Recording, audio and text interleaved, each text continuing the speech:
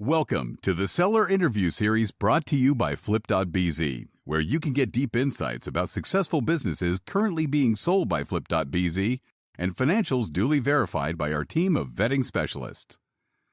For any queries, just click the Contact Seller button on this listing page. Keep listening. We hope these insights will help you decide in buying a business. The Aussie Book Discounting is an established dropshipping business with home and garden niche. It started May 2017, an e-commerce brand making $8,000 over 3 months.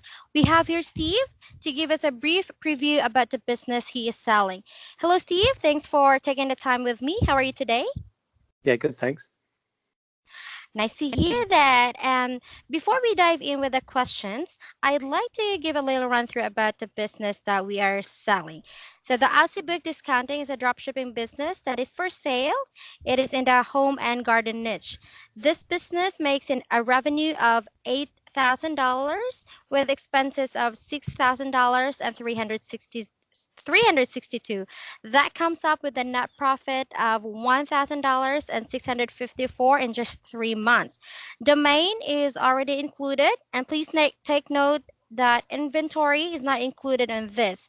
It has over 1,000 email lists and products with different variations. So, Steve, can you tell something about yourself? Yeah, I've been doing sort of selling online for the last few years, and it wasn't until probably the start of 2017 that I started looking at Shopify stores and looking at drop shipping as well. Because of when you've got physical products, it's a lot harder and it takes a lot longer to, pack them and ship them. So I was trying to look for a quicker way. And then I decided to start looking into drop shipping. All right. So, how do you start your journey of building a successful drop shipping business? Well, there's a lot of trial and error, because when you first get your website and stuff like that, it there's a lot of learning. It's a big learning curve to understand, website traffic, also suppliers, like finding suppliers and stuff like that. So, it was all of like a journey that way.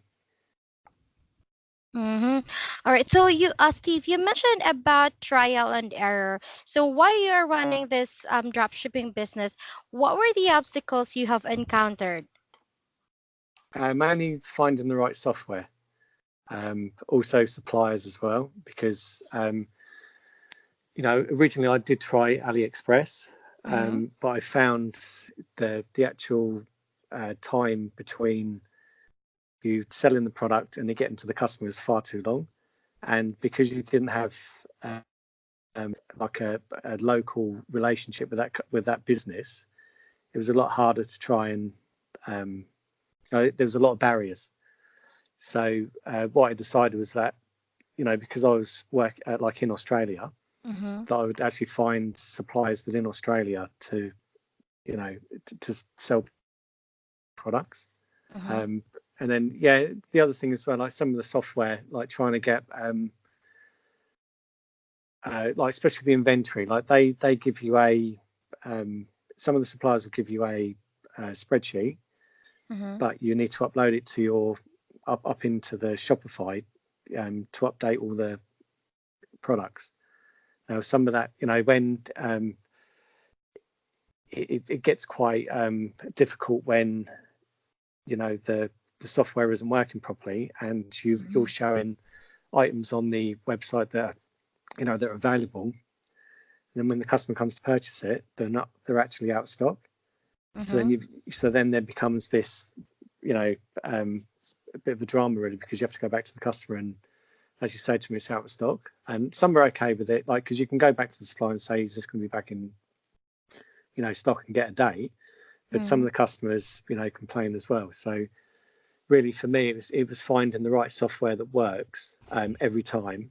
So we didn't get that, so I didn't have that awkward email that I had to send the customer to say that we can fulfill the product.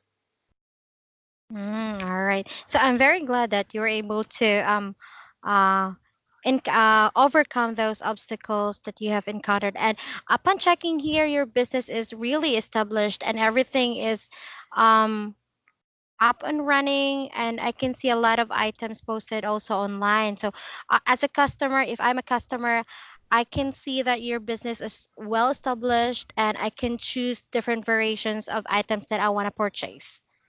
Yeah, there's quite a varied um, like range of products that you can choose from. Mhm. From the home and garden. So it's there's electronics as well. Yeah, there's actually a Outdoor. lot of choices. Yeah, yeah. Uh, yeah. So, Steve, how much time is required to run this business effectively? And is there any standard operating procedure while we are going to run this business? Yeah, it takes about probably 15 minutes a day to update the products. It is a bit quicker, but I'd say somebody, there is a process I've put in place that to update the products, and it can be done twice a day. Or at the moment, I've just been doing it once a day in the evening. Mhm. But busier times, I mean, especially around Christmas, it'd be wise to you know do that twice a day, like in the morning plus in the evening, just because you don't want to be running out of stock from the supply, because if they oversell, Mhm. um, like it's not a live feed, so you have to they give you a feed, but you have to actually download the file, um, to update your your inventory, Mm. and then the other amount of time that it's probably I'll probably spend 1 to 2 hours a day fulfilling orders, but also part of the issue with me is that I'm more of a technical person, not a like sales marketing uh, sort of person. So really, this business would suit somebody that's got that type of background for marketing. Mhm. So they could probably even spend less if they like less time if they knew what they needed to do to get the business promoted in a a better way. Correct. All right. So, by the way, Steve, since when I checked here in your business, there are actually a lot of listed items. So, with that being said, how do you drive traffic to the store, and what strategies do you use to generate such sales numbers of your products? So what I've been doing at the moment is there's Google Shopping. Uh, I've done some Google Ads, but I'd still need to learn. There's still another learning curve for me for that, to Mm, understand Google Ads. And I've been doing some Facebook advertising as well. mm. Great. So, Steve, if you would have to continue running this business that you already established, where would you invest your time in order to scale up the business and make it more successful? Yeah, it's definitely the advertising. Like It's find other ways to advertise it, or just get a better understanding of Facebook, Google, like AdWords. I mean, there's other types of advertising that can be done as well. Um, yeah, but it's it's just spending more time on that. yeah, because And nowadays the online drop shipping has a lot of competition, and they're actually focused on Facebook ad and Google ads, right? yeah, yeah, and also probably building more awareness on the. Cause I've got a Facebook page for Aussie Bulk, and I Mm. think there's only about 400 followers. So really, if somebody came in and um, spent some more time on that and gaining more followers, then there'd be more of that, more of the reach when they advertise the products. Yes, correct. So, if ever this business will get will be bought, what kind of support you provide to the new owner of the business, and what advices would you give to the buyer to run this business? Well, I'd give them like called the technical support that they need to Mm-hmm. get it up and running. mean, basically it is running now, so it's just a case of transferring it and then showing them what I do to keep the products up to date. And then really it needs to be someone that's good at marketing or understands, you know, advertising, marketing, to really get into this business and actually, you know, scale it up, because that's what it's definitely lacking. Like the products are there, and I'm getting traffic to the website, but I just know it's not enough. It's not converting traffic. I mean, there is converting traffic, but it could convert a lot higher if there was more advertising, you know, smarter advertising done. So basically, what you can advise is, if the buyer buys this one, he or she will focus on advertising, right? Yeah, and also that I can let them know of some software that will link an eBay. If they've got an eBay account, they can link their eBay to this software, and they'll be able to push all the products through from the inventory through to eBay, just depending on what their type of account is, and how many.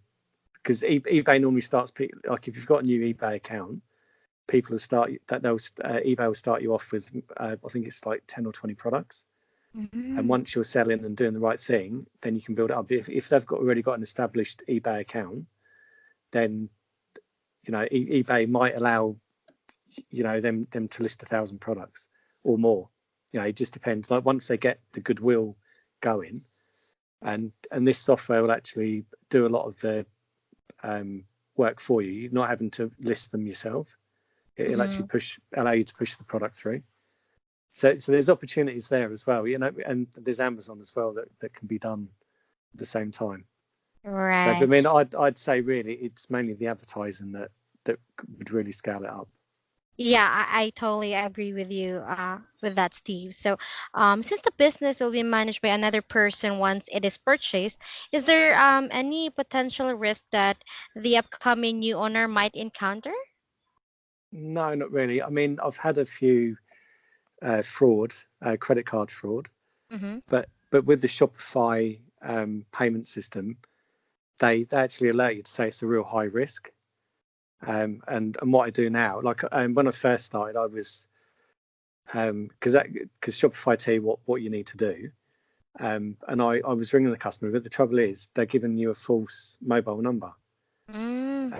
So it gets really hard. So at first I was shipping out the goods, and I think I lost three deals.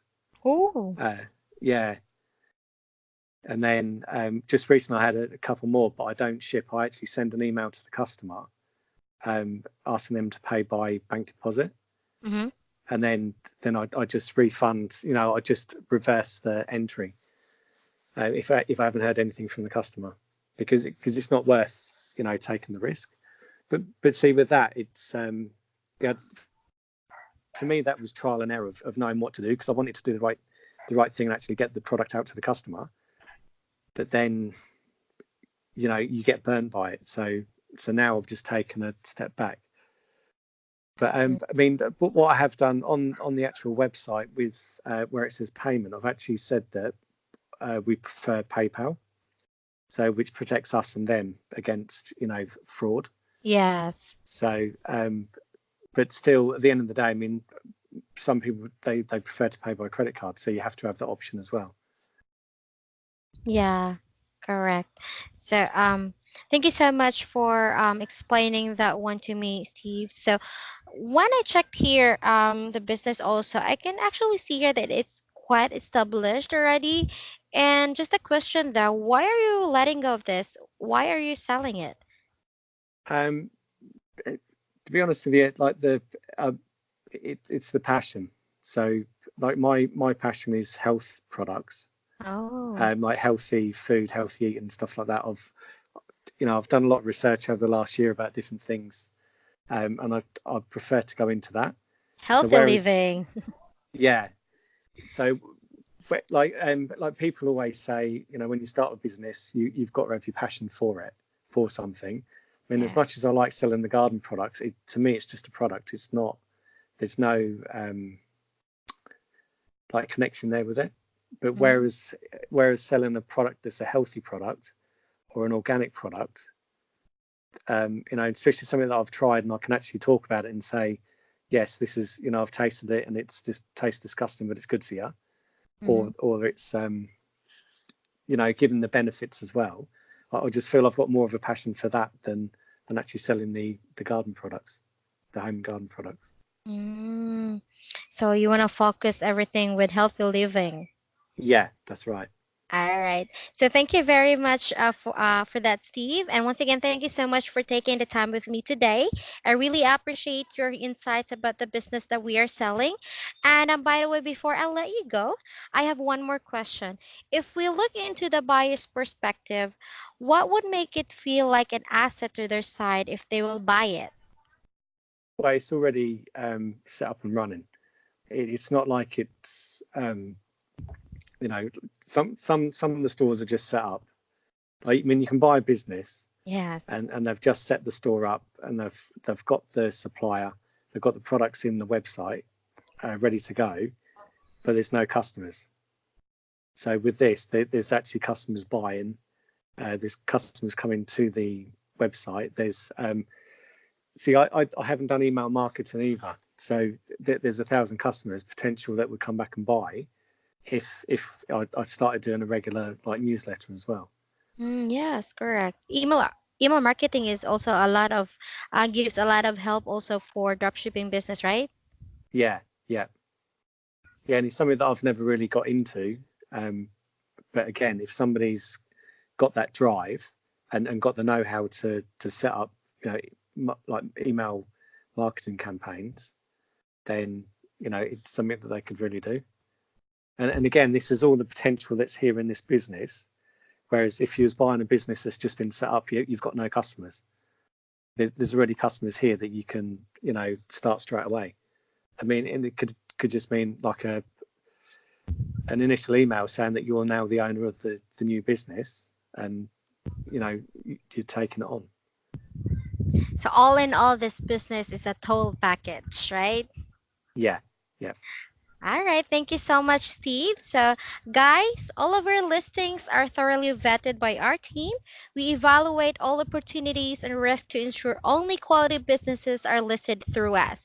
In order to inquire about this business, kindly visit the listing page and drop us a message with your contact informations, such as Skype or WhatsApp, and we will quickly get back to you and arrange a conference call with the seller of this business. So, once again, Steve, thank you very much for taking the time with me and have a great night ahead. Okay, thank you. Bye, Thanks. Steve. Bye. Take care. Bye. Thank you.